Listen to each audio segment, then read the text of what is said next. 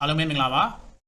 အခုပြောမယ့် topic လေးက recovery and accessing the elderly recovery ဆိုတာကเนาะပြန်လဲကျန်းမာ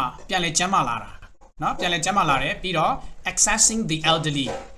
เนาะတက်ကြီးရွယ်အိုတွေကိုเนาะပြုစုစောင့်ရှောက်မှုเนาะပေးနိုင်အောင်ကုသခြင်းလက်လန်းမိနိုင်အောင်ဆောင်ရွက်ပေးခြင်းမြန်မာလိုတိတ်တယ်เนาะအဲ့ဒါလေးကိုဒီနေ့ပြပြသွားမှာဖြစ်ပါတယ်เนาะအာသာချက်သင်တန်းသူသင်တန်းသားတွေလေ့လာဖို့အာသာချက်ကเนาะ speaking ကိုပြောတဲ့နေရာမှာအတန်အတွက်ရှိမယ်เนาะအတန်အတွက်လေးတွေပြောပြပေးသွားမယ်နောက်တစ်ခုကစာသားလို့အတန်မထွက်ဘူးเนาะစာသားအတိုင်းကိုပြောသွားတာမဟုတ်ဘူးเนาะစာသားအတိုင်းကိုเนาะစကားပြောပုံစံနဲ့ပြောပေးသွားတယ်ဟုတ်တယ်เนาะပြောပုံပြောနည်းမဟုတ်ဘူးเนาะလေယူလေသိန်းလေးတွေဘလို့လေယူလေသိန်းလေးတွေပြောသွားလဲနောက်တစ်ခု grammar အချက်လက်လေးတွေကိုဆရာတို့ကပြောပြသွားတယ်အဲ့ဒီ၃ခုเนาะအဲ့ဒီ၃ခုဒီထဲမှာအရေးအကြီးဆုံးပဲအဲ့ဒါလေးတွေကိုသင်တန်းသူသင်တန်းသားတွေကလေ့လာဖို့လိုတယ်เนาะကဲဆရာပြောပြတော့မယ် N ကတော့ nurse W က Mrs. Wendell เนาะအတူကောင်းနေတဲ့ N ရဲ့ W ရဲ့ပဲပြောသွားမယ်เนาะ patient ကတော့ W ပေါ့ဒီနေရာမှာသူ့ရဲ့နာမည်ကိုတိုက်သုံးလာတာ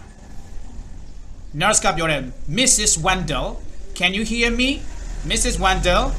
ကျွန်တော်ကိုကြားရလားကျမကိုကြားရလားတဲ့ဒီနေရာမှာ grammar point ကိုကြည့်မယ်ဆိုလို့ရှိရင်เนาะ can you hear me ဒါစကားပြောတဲ့ဟုတ်တယ်เนาะစာသားအတိုင်းမထွက်ဘူးဆရာတို့ကเนาะ can you hear me can ကတော့အကူကရိယာ hear က main verb can you hear me မင်းငါကိုကြားနိုင်သလားကြားရလား W ကပြောတယ် patient က yes ဟုတ်ကဲ့ nurse ကပြန်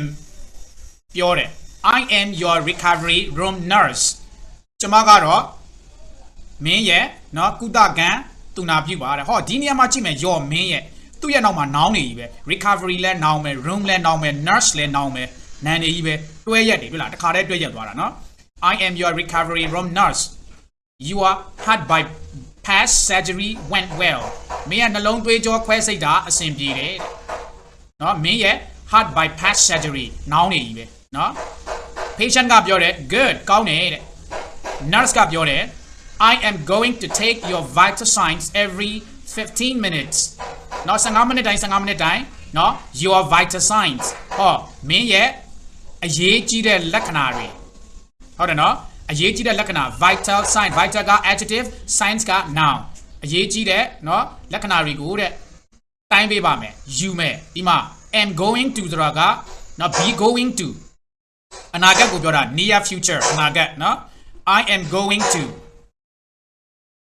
အဲ့ဒါဆိုလို့ရှိရင်အနာဂတ် will မသုံးမဲနဲ့ဒီနေရာမှာ I'm going to သုံးတာဖြစ်ပါတယ်ပြီးရင် check your oxygen levels မင်းရဲ့ oxygen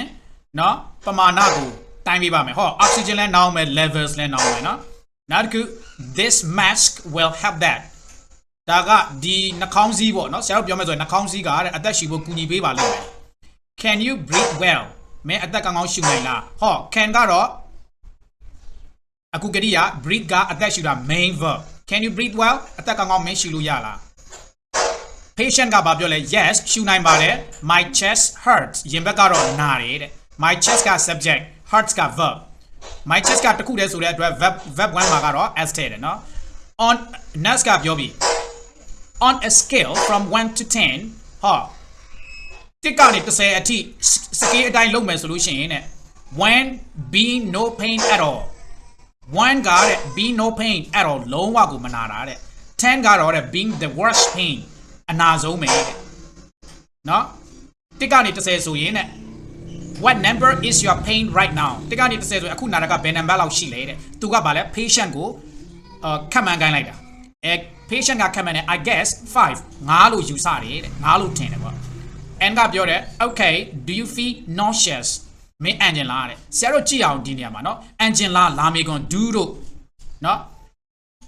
အခုကရိယာ ms was were do does did have has had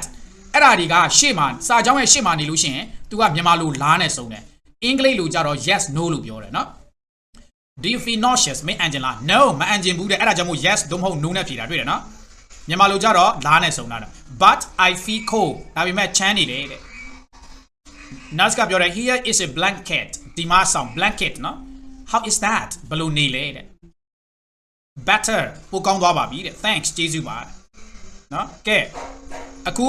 English speaking ပုံစံမျိုးကိုပြောပြမယ်เนาะ Mrs. Wendell, can you hear me? Yes, I am your recovery room nurse. Your heart bypass surgery went well. Good.